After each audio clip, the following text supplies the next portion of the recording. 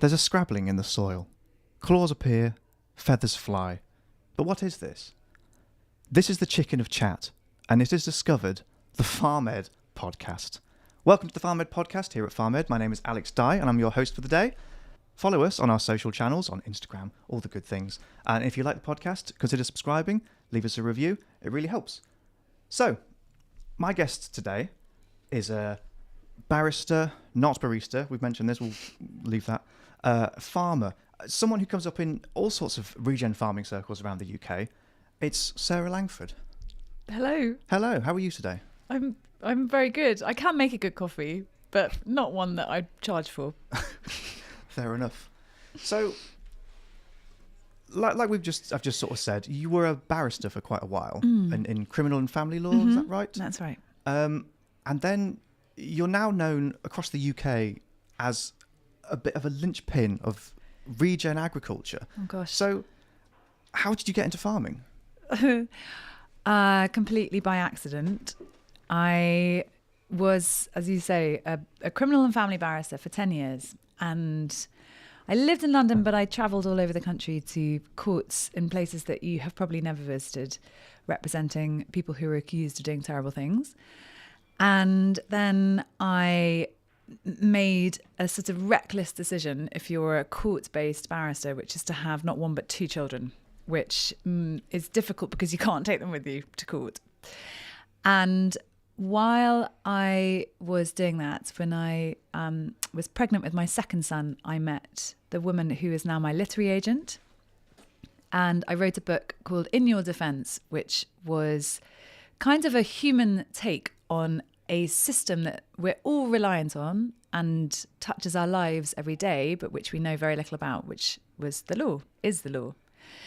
And while I was writing that, my husband lost his job and we moved from London to Suffolk, which is where we had been going back and forwards for years, where he grew up.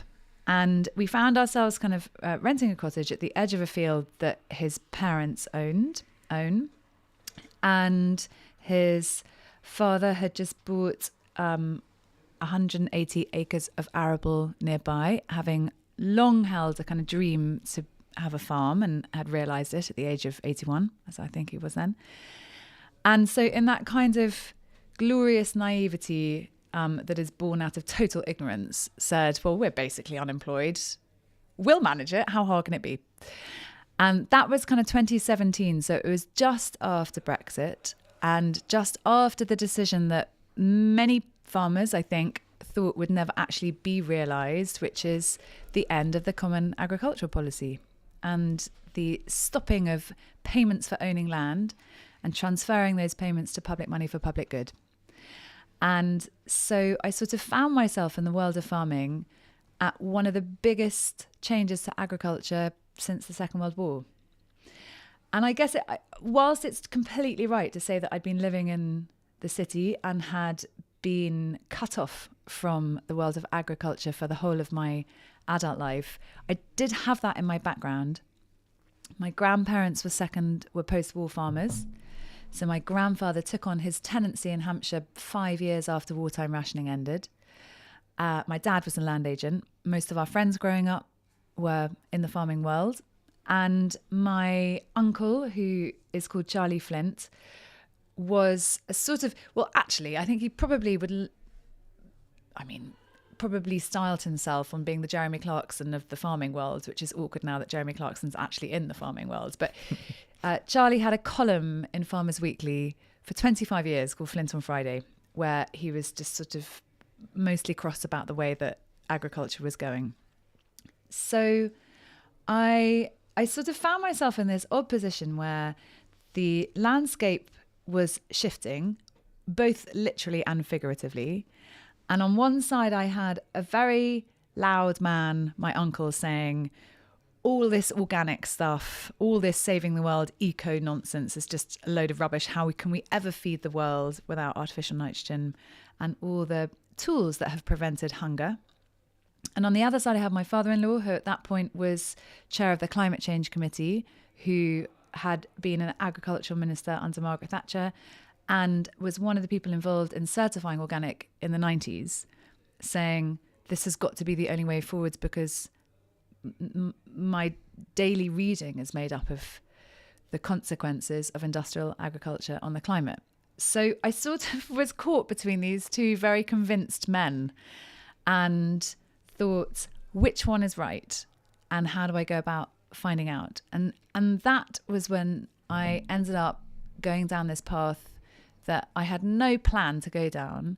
But it was when the word regenerative was just starting to be talked about in really niche circles. You were the ones in the corner at stuff that no one else is really talking about it that much. People sort of think, they're the hippies. The hippies over I don't there. know. Yeah, I mean, even in the places where there were hippies, it was quite niche. Even the hippies were thinking, I'm not. It was quite don't want to niche. get involved with that. And, here we are, however many years later, with it basically as government policy.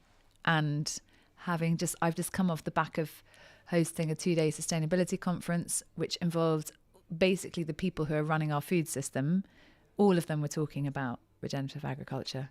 So the speed at which it has motored is huge. But it wasn't not that I've ever had a life plan, but it certainly wasn't part of my life plan. But once you cross over, it's hard to go back.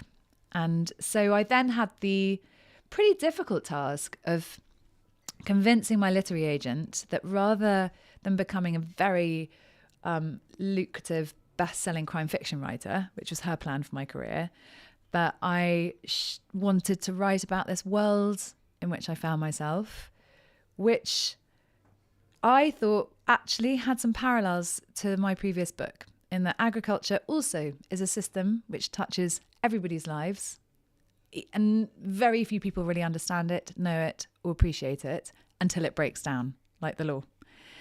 And so initially she just held up her arms and went, absolutely no way. That is so boring. No one cares about farming. No one's going to read it. And I talked her into it.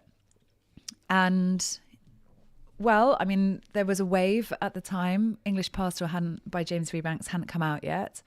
But there was certainly a building, and I could sort of smell it coming. I knew it was going to be huge because within the umbrella of regenerative farming or agri-ecological farming, you are talking about all of life. You're talking about the air we breathe, the water we drink, the world we live in, food security, health, physical and mental health. It's the answer potentially to all of it.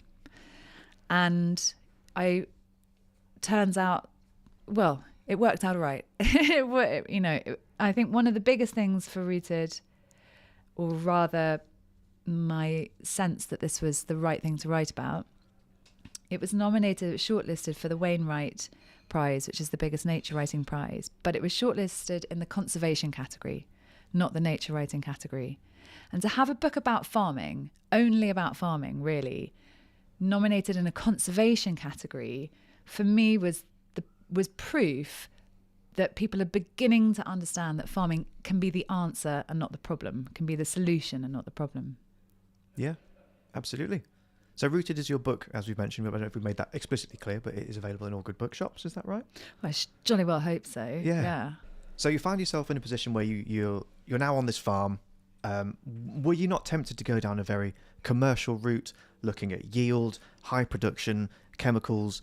You said you had these two people on either side of you talking about regen farming and aspects of that. Was it as simple as saying, I'm going to do regen and I'm going to ignore all the rest of that? Or what was your thinking in terms of regen? Well, we were in the incredibly privileged position of not having to pay our rent or live off the proceeds of the farm. And whilst I was very clear that it had to do much more than wash its face, it could not lose money, it had to make money, we also had other income streams, or at that point we're trying to get other income streams. But it meant I felt like we had a sort of duty to experiment and be brave about techniques when other farmers were not in that position, because they couldn't take a punt on a particular crop, because if it failed, then they wouldn't be able to pay their rent. And we weren't in that position. So that kind of extraordinary privilege of being liberated from that meant that we could be more experimental. But I think I didn't set out on the kind of on this journey, and I know that's an overused word, but it is what it is, and it feels like it when you're in it as well. And I'm not sure it ever ends, but I did have a sense in not just what I read, but what I saw, that we couldn't carry on as we were. So whether that was yields plateauing, whether that was extreme weather where you would get an entire month's rainfall in a day and then no rainfall for 2 months, you could see it in front of you. You could see out the window, as one dairy farmer said to me about those who were climate change skeptics. He's like, it's outside your window, you can't dispute it anymore. So I knew that we couldn't carry on as we were. I knew that we were overproducing enough food globally to feed 3 billion more people than actually exist, that we threw away a third of it, threw away or wasted a third of it, that we were growing grain to feed herbivores, and so on. So the system as it currently wasn't working. So the idea of just picking it up and doing what had been done, which was on the arable fields, a very conventional rotation of wheat, barley, oilseed, rape, and farms with all the chemical tools that had been used up to then. I knew that we had to change that. I didn't know how. I mean, I did go, I took it like, went to it like a lawyer would, and read everything I could and visited as many farms as I could. We were incredibly lucky to have the great John Pawsey down the road, 40 minutes from us. And he was a mentor to us. He's an organic farmer, but he does it at a very large scale and a commercial scale, which is important. And there were some other organic farmers who are in my book who also helped me a great deal. And then I went and did a postgraduate diploma at Cirencester part-time for 2 years, and just tried to get out there and see as much as possible. And I think that was half of the quest in a way, because it's one of those, I suppose it's like lots of things in the natural world, seeing is believing. And until you've walked through a field that has not had any chemicals on it for 20 years and it isn't covered in weeds and disease and pests, and it is getting a really decent margin of yield off it, you sort of have to see it with your own eyes to think, no, this is completely possible. This is possible. And that's a very good point to make, because we get questions here all the time of lots of farmers, young farmers who come to us and they say, oh, regen ag, it's a nice idea, but can it actually make ends meet? Will I actually be able to live on that? And it's quite nice to have examples of cases where, yes, you can do it at scale and it does work, and it's great. I think for us, we decided to do, we went organic, so we converted to organic. And of course, regenerative isn't certified. It doesn't have an agreed definition. It's a bit more woolly, isn't it? I don't know if I'd say it's woolly. I mean, like a friend nebulous. of mine gives a really good definition to it. And the clue's kind of in the title, which is that if at the end of your rotation you've got more, if you've regenerated, if you regenerate your soils, your what's below ground, what's above ground, then you are regenerating. And I think regenerative agriculture stands on the shoulders of the work that the organic movement did for so long, because a lot of the techniques that people use within it are organic techniques, whether that's green manures or cover cropping or so on. But going organic in a couple of fields that have... Sorry, can I just interrupt you really quickly and say that was a fantastic description of regen. That's definitely going to be on the Instagram feed. Just say, hello, Instagram, nice to see you. Because that was perfect. That's a perfect little soundbite there. Sorry, on you go. Going organic, where you're basically, if you sort of think about the soil as being a heroin addict, and it has had all of the drugs. That wasn't where I thought that was going to go. Well, there's a cold turkey element to it. If you take away what it's become dependent on to grow cold turkey, there are consequences to it. And it's not necessarily a straightforward transition. You get money from the government to go through your 2 years of certification for organic, and then you get money, a little bit of money to sort of cover your yield loss, which there is a loss in yield. But where there's a loss in yield, you are missing a column on your end of year spreadsheet, which is monthly spraying schedule. So you're looking at operations and seed.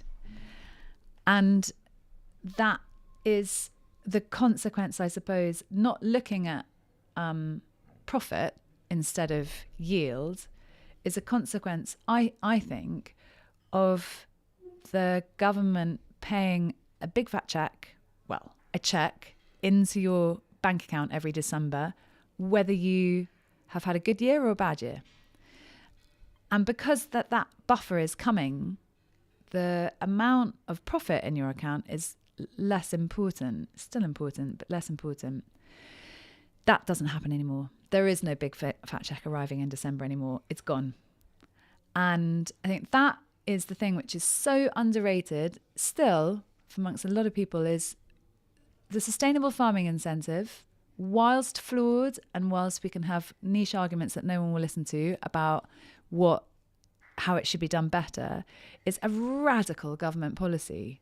And I don't think that there are any other governments in the world doing it, where they are paying farmers to change the way they grow food, not take land out of production, not flowers around the edges, but how they grow food, and paying them to do that. And that could be the £45 that you get for no insecticide, for agroforestry, for bicropping, for undersowing. All of that is now covered within the sustainable farming incentive. It's a pretty kind of radical, it's very complex, but it's a pretty radical policy. Yeah. Great. So your book, Rooted, available in stores now, had the subtitle of how regenerative farming can save the world. Do you still think that it can? Are you still hopeful about that? And how do you think it can? It's a punchy subtitle. It was how it could change the world, I think, if I've remembered it right. Yes, sorry, yes. And the reason I put change rather than save was because I think, the book is a bit like my first one. It's part memoir and it's part narrative nonfiction, sort of stories of the people who taught me what it meant to be a farmer. And the memoir side of it is as much about me growing as learning about growing. Because there are so many stories that I was told and heard from farmers who'd been doing this for a very long time that I thought, my God, this is advice for life. It's not just advice for how to grow a good wheat crop. I remember one small example, and I was standing in front of a field of barley with one of the farmers who's been on organic farm for 25 years. And I think if you turned organic 25 years ago, you have to be a bit of a maverick, because most people thought you were mad. And there wasn't a huge amount of incentive to do it. And we stood looking at this barley, and I went, oh, and this is a disaster. It's a disaster. Look, all I can see are wild oats, which I didn't want to be there. And he went, isn't that funny? All I can see is barley.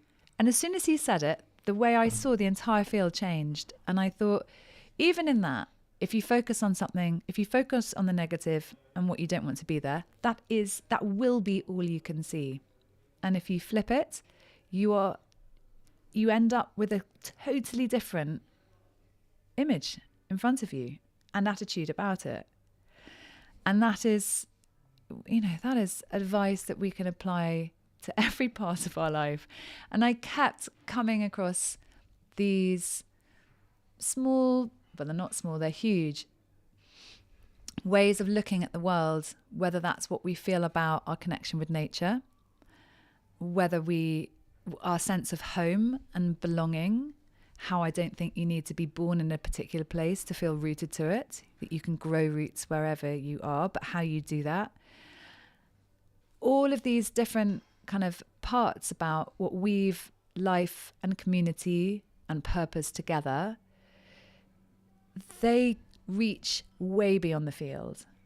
And it felt like people, especially in cities where you are cut off so much from the natural world, but there is such a yearning and a searching for something which is connected, which you can sort of see in this multi-billion-dollar wellness industry, which is trying to fill this vacuum.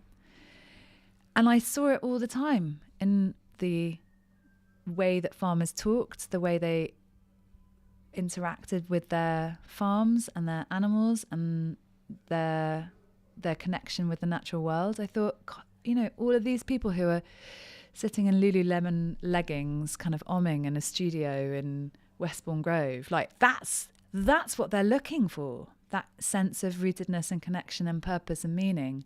All of these guys who represent just 1% of the UK workforce, who are so, what they produce is so woefully undervalued that a chicken costs less than a pint and bottled milk costs less than bottled water.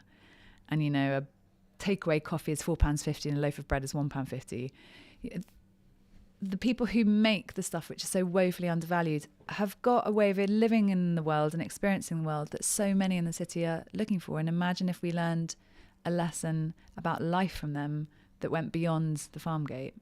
And do you feel that your life and your outlook has changed as a result of being on the land a bit more? Radically changed the way. I mean, you can get evangelical about it, so I won't. It's a bit like finding God. Like you sort of, those who have also been down the same path get it. And it feels like a veil lifting. It makes you see the world differently. It makes you see your place in the world differently.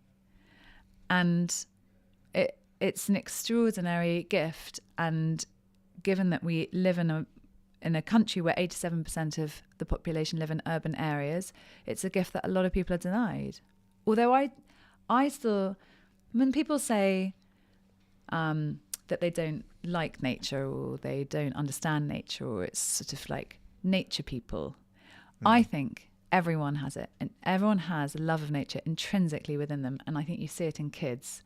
And when we teach our kids to kind of wash dirt off their hands or not touch the nettle in case they get stung, or all the things where we basically push nature into one corner and us in another, I think that is, that's this separation from us, from the natural world. But I think that given the opportunity and the chance, everyone has it. And I think in terms of that as well, you are right. And I think approaching kids about a lot of these things is the way forwards in a lot of ways, because if you can reach them before they've learned. So, I mean, I'm an entomologist in my spare time. I do lots of stuff with insects. And so when I have an event when I go and show kids around and we catch some insects and have a look at things, it's amazing the number of their parents or adults who will go, don't touch that. That's nasty. That's dangerous. That's scary. That's this, that's that, the other. And if you sort of come over and say, well, no, that's actually not as dangerous as you might think. It doesn't sting. It doesn't bite. It's this, that, you know. And it's before the kids learn that something is squishy or gross or weird, it's quite a good way to get them, because they are so open-minded and receptive to so many of these different things. Yeah. I mean, I think that our definition of nature, if you look it up, and there's a caveat to this, but if you look up in the dictionary what nature is, it's defined as being separate from us. So things that aren't human. And there's a brilliant campaign by the group called Lawyers for Nature, who 3 months ago got that changed, which seems like semantics, but isn't, because the way you look at something, the prism through which you look at it, informs what happens and the outcome of it. So the new definition is we are a part of nature. Is that what it is? I think both the new one and the old one are still in there. But yes, yeah, the idea that we aren't nature, I think, lies at the heart of many of the problems of our food system, many of the problems with the way that we've treated the natural world since the Industrial Revolution, and a redefinition of us realising that we're part of it is part of the solution. So over the past few years, you've been on this regen journey. You've become quite a big character in the world of regen in the UK, and you've put out your book, Rooted, available in store now. I'll do the promo for you. That's all right. Don't worry. I don't know if it is. I mean, it came out in 2022, but it's definitely. That's still relevant. You know, I'll get it for you if you ask for it. I hope. Is that an open invitation to any of our listeners, or they have to pay? Oh no, they have to pay. Not me though. Waterstones, wherever they're getting it from, whatever local bookshop they're getting it from. So anyway, sorry. Anyway, So you've been on the regen journey, you've become a bit of a name, you've put your book out. You've become, well, I suppose you have come into the regen scene from a slightly different angle than most, because being from a law background, you probably are much more aware of how some of these things can be changed on a policy level. I mean, is that a fair comment? How do you feel your life, how do you think things have changed since the book came out, since you've become more aware of the regen scene and more involved with it? How do you think your presence within that has changed the scene? Oh my gosh, I don't know that my presence has changed anything in the scene. I do think that the timing, that I do think I was right about the timing, and I could feel this wave beginning, because it is all the threads were coming together and you could see it was going in one way. And so I'll give myself credit for that. I won't give myself any credit for changing anything while in there, apart from, I suppose, I guess, being able to give people who don't have a microphone, even if it's written. I was really, it was really important to me in both Rooted and my first book, In Your Defense, to feature just ordinary people who didn't have a platform, didn't have a microphone, didn't have a podcast. They were just getting on with it and no one knew about them, but they were sort of the backbone to everything. And I hope that in part that's what I've been able to do, is through the book just tell the stories of ordinary farmers. I mean, there is no such thing though, really, as an ordinary farmer. All of the people in it are extraordinary and have been on their own sort of journeys. But I suppose I wanted to say, through telling those stories, it's possible. You can do this. We can all do this. You don't have to be a policymaker. You don't have to have a particular brain or background. Like, you just have to have maybe just bloody-mindedness. Maybe that's the unifying factor amongst them all, is the ability to go, I know this is not what I want to do, and I'm going to figure out a way to do it differently. That decision is far easier now than it was 5 years ago, let alone 25 years ago. And you just need to look at events like Groundswell, which is the Regenerative Farming Festival in June, which started with 450 farmers in a shed 7 years ago. And now it's like the farming Glastonbury, 8,500 people, including all the big players like Nestle and all the rest of it, and DEFRA, and, shadow ministers, and, people who run the global food system. They're all there. That's how quickly it's moved. So to turn to your farm, over the past 7 years, how would you say your farm has changed? Does it look, I assume it looks totally different from when you first started. Yeah, I think that one of the things that I've heard the most and have experienced directly from other people who have gone into regenerative farming, which basically means for most people relying on natural systems rather than chemical ones. But rather than organic, where you just you start the clock and you just stop putting anything on, no artificial fertilizers, no pesticides, there can be a kind of gradual weaning off or withdrawal to allow your biological systems to recover and to reboot. There is this realization that given half a chance, nature comes back so much faster than you think. I mean, one farmer I know called it crikey farming, because he kept going, crikey, I didn't expect that to happen.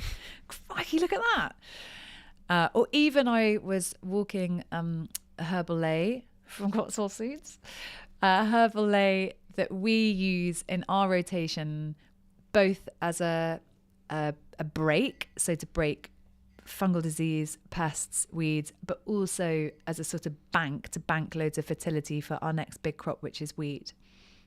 Walking through that with our contractor, and a bird sort of took off from our feet, and he stopped and he went, blimey, look at that. I said, what is it? He went, it's a snipe. I haven't seen one of those in 10 years. And I could see him think, the only reason it's here is because of the way we're doing it differently. So you get these little examples all the time, whether it's wildflowers up the bank, which came back within a year of not spraying glyphosate. You get a bumper of primroses, or, you know, all sorts of flowers that people who live at the end of the lane, you know, they hadn't seen them, and they'd forgotten that they grew there once, and now they're back. But you see it across all sorts of examples. Our worst field, where we had really bad blackgrass, which is an arable weed, we had, I think, sprayed on our last conventional year 3 times, and then got 5 Lithuanian guys to pull them out by hand. That was the first field that went into a break, into a herbal layer, like a mixture of all sorts of herbs, plants, legumes, and so on. And when that... Very soil improving. Oh, it was a transformation. It was a transformation. And I think that is what gets people... That's what gets people going, is the fact that they can see it quite quickly. Like 3 years, it looks, and not just looks, but there was a woman in the village in Suffolk who grabbed me in the high street a couple of years ago, and she went, "I know who you are, and I walk over your fields because there's a public footpath there." And I say to my husband every time, "It smells different. Can you smell it? It smells different." And I sort of agree with her. I think she's right. It does. It does. So it completely depends on the history of the field, the farm, and where it is. But I think that's the thing that keeps people going on it, because it isn't easy. It's much easier to farm by spreadsheet than it is to have to respond farming, where you're going out there thinking, why is that weed growing there? What's happening underneath the ground in order for that to grow there? Is it compaction? What should I do about it? Why is it flooded here and not up there? Like, what is happening? What should I grow these 2 crops together rather than separate them out? To be constantly like measuring and evaluating is much more complicated, and you have to become a botanist and an ecologist rather than an agronomist. And that's not necessarily easy, but it also gives back the intellectual challenge to the job. It's interesting. And to touch on what you said before about people engaging the senses, being able to smell a difference, being able to see a difference, I don't think it doesn't even take an expert to notice that, because we've had times we've had people who come on our farm walk to have a look around our site, and we go over to the kitchen garden where we grow a lot of our vegetables, and pulling up a carrot and sniffing a carrot, a fresh carrot straight out of the ground that's not been grown with any chemicals. It's amazing. Some people who say, "Wow, that's not what I was expecting. I can't believe that." So I think it is inbuilt in us on a genetic biological level. We know what's right. We know what's natural. We know what we like. And I think you're right. And it doesn't take an expert to be able to spot that. Well, food tastes and smells delicious for a reason, because it wants to continue its seed cycle. And so when you get a raspberry from a wild raspberry, the reason it sort of tastes like an explosion in your mouth is because it's trying to get you, it's trying to be eaten. And when you get a pallet of raspberries from the supermarket in a plastic packet, why it's incomparable in terms of its texture and taste. Especially if they're grown out of season at some random time of year as well. Or have just been on a ship on their way over, having been picked God knows when. You know, the flavour that we have in foods is directly, I mean, it's been an evidence gap that's now being filled along with nutrition. It's directly related to what's in the soil when it's grown. Because if a plant's allowed to communicate through mycorrhizal networks under the soil, allowed to defend itself, allowed to ward off pests, part of that is all the micronutrients that give it flavour and smell and taste, because it wants to be attractive so that it can continue to reproduce when the seeds come out the other end. I mean, it's part of its motive is to keep itself alive. I mean, it's why you now hear of roses that don't smell anymore, or pansies that have changed how they are fertilized because there aren't enough pollinators to fertilize it. So they've started doing wind pollination. I mean, it is the flavor. I think we are starting to get the evidence for is a really good indicator of nutrient value. So you've come into the world of regen. You've found it you found yourself in contempt of writing a good book. We can cut that. So what's your next project? What's the next big thing that you're looking forward to? Well, I am still in the process of writing a proposal. I'm on draft something like 14 of a proposal which I hope is going to join both books up. And I won't say too much about it because I haven't actually sold it yet, let alone written it. But I think the other, a bit like Rooted, when you felt the edges of it, you felt the edges of something big happening. I think this is the thing that I can see now, which is about our relationship, as in people's relationship with the law and democracy, and who holds power and who can make change.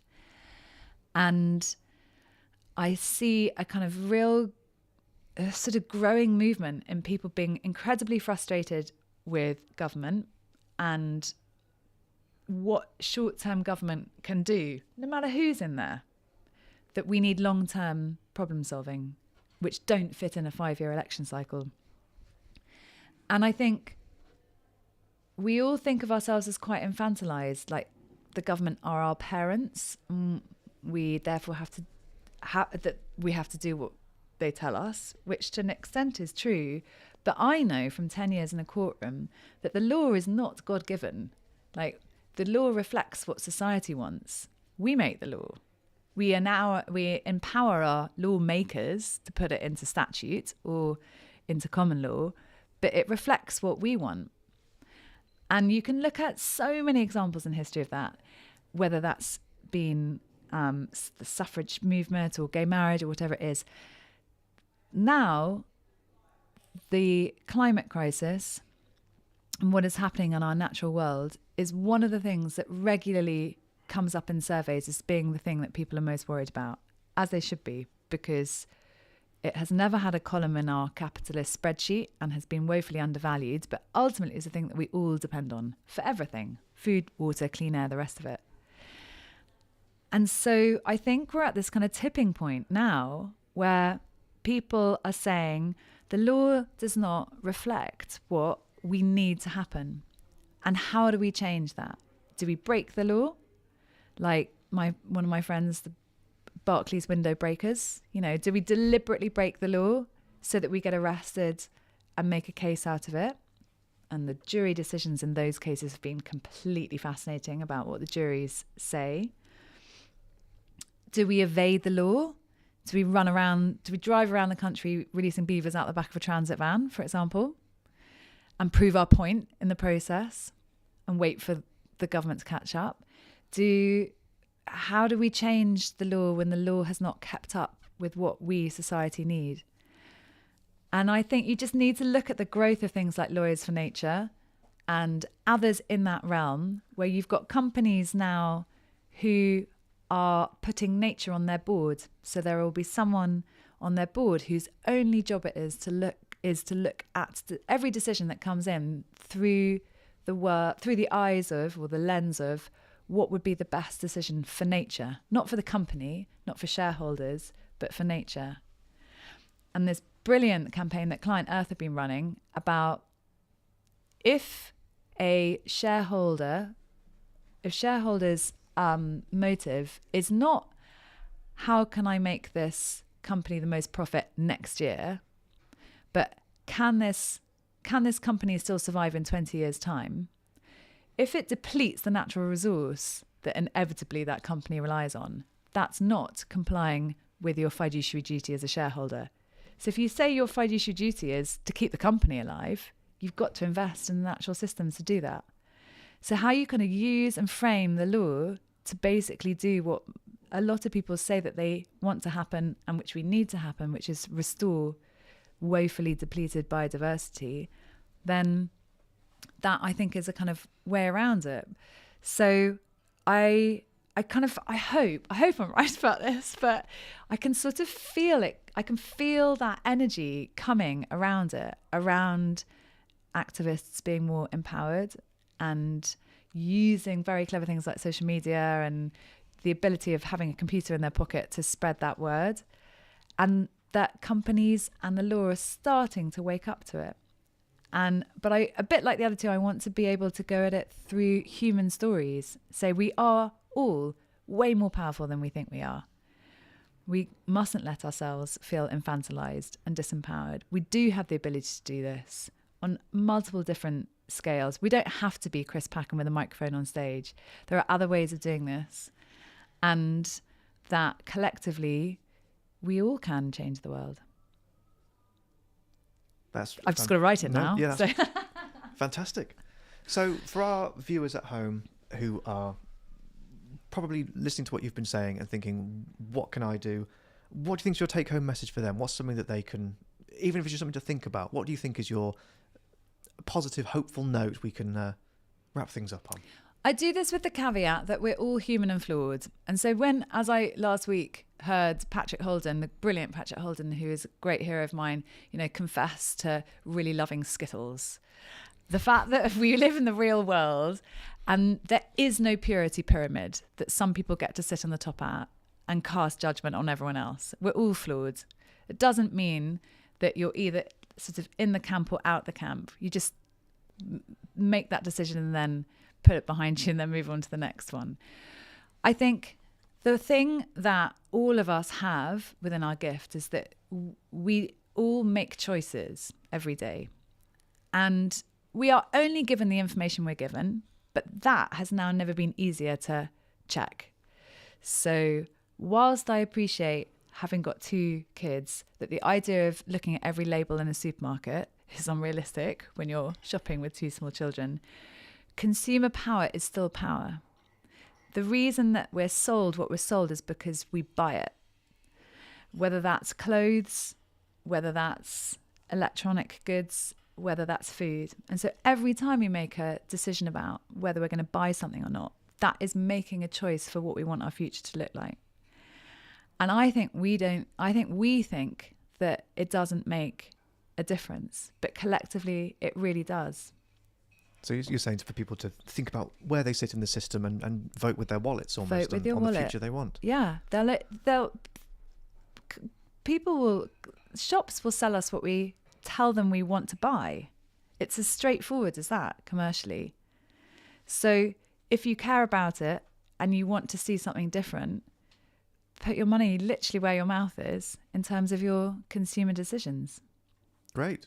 Well, thank you so much for coming in for a chat. I don't know about you, but I'm guilty of enjoying this conversation. I think that's okay. Yeah. So I've done my job as well then. Wonderful. Well, thank you so much again. It's been great having you here. Love to have a chat. Thank you. Thank you so much for joining us today on the PharmEd podcast. Please do check us out on all the social media. Give us a like, give us a subscribe, follow us wherever we go. And we will see you next time on the PharmEd podcast.